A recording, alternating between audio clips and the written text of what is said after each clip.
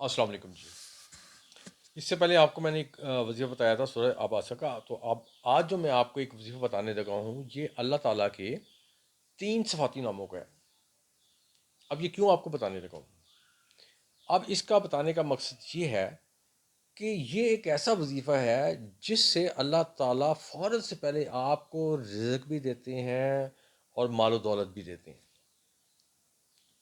کیوں؟ کیونکہ یہ اللہ تعالیٰ کے وہ نام ہے جو اللہ تعالیٰ، بلکہ اللہ تعالیٰ کے سارے نام ہی بہت ہی عمدہ اور بہت ہی اعلیٰ درجات کے ہیں، لیکن یہ وہ نام ہیں جو جن کو جب ہم پکارتے ہیں تو اللہ تعالیٰ کی ذات خوش ہوتی ہے۔ اس لیے میں نے آپ کو کہا کہ آپ کو اللہ تعالیٰ فوراً غیب سے رزق بھی فرما دیتے ہیں اور مال و دولت بھی آپ کو دیتے ہیں۔ اب لوگ کہتے ہیں جی روپے کی کوئی وقت نہیں، کوئی ویلیو نہیں، بالکل ٹھیک کہتے ہیں، اس میں کوئی شک نہیں۔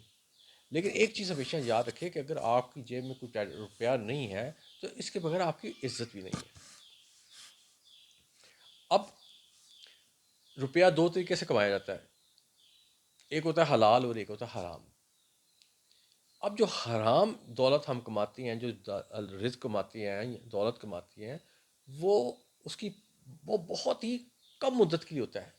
نہ پائیدار ہوتا ہے، یعنی پائیدار ہوتا ہی نہیں ہے بلکہ جلد ختم ہونے والا ہوتا ہے، اور نمبر 2 آپ کو جہنم کی طرف بھی دھکیل دیتا ہے۔ دوسری سائڈ پہ آئیں تو ایک حلال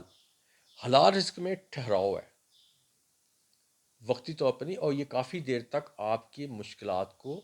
قابو پڑتا ہے اور آپ کے درجات کو بھی بلند کرتا ہے۔ اب یہ جو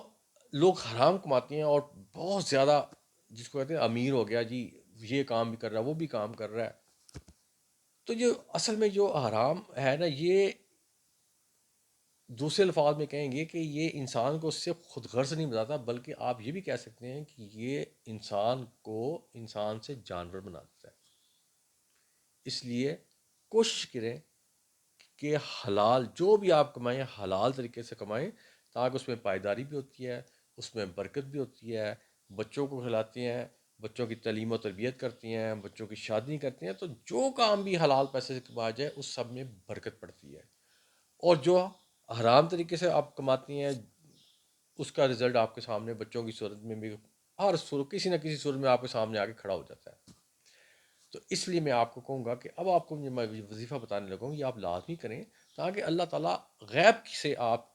کو رزق بھی دیں اور آپ کے لیے دولت کو بھی آپ کے پاس مقدر میں آپ کے لکھیں۔ اب وظیفہ کیا ہے؟ آپ نے 2 دفعہ پڑھنا درود ابراہیم، اس کے بعد اللہ تعالیٰ کے آپ نے 3 صفاتی نام ہیں، یا اللہ، یہ اسم اعظم بھی ہے، سب کو پتہ ہے، اور اس کو میں بڑی ڈیٹیل سے اس کے متعلق آپ کو بتا بھی چکا ہوں، یا غنیو اور یا وہابو۔ یہ 3 جو نام ہیں یہ آپ نے عصر کے وقت پڑھنے ہیں، یہ کسی بھی نماز کے وقت پڑھنے ہیں، لیکن میں عصر کو زیادہ ترجیح دیتا ہوں، اور اس کا میں آپ کو پہلے بتا بھی چکا ہوں کہ میں کیوں عصر بار بار کہتا ہوں۔ تو آپ نے کیا کرنا ہے کہ 2 دفعہ درود ابراہیم پڑھنا ہے، اس کے بعد 101 مرتبہ اللہ تعالیٰ کے یہ جو میں نے صفاتی نام بتائے ہیں، یا اللہ، یا غنیو اور یا وہاب،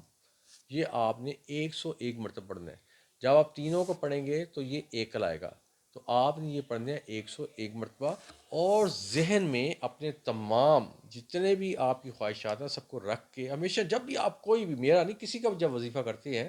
تو ذہن کے اندر تمام وہ چیزیں رکھا کریں جس کے لیے آپ یہ اللہ تعالیٰ سے التجا کرنے لگے ہیں، اللہ تعالیٰ کو پکارنے لگے ہیں، اللہ تعالیٰ کو درخواست کرنے لگے ہیں۔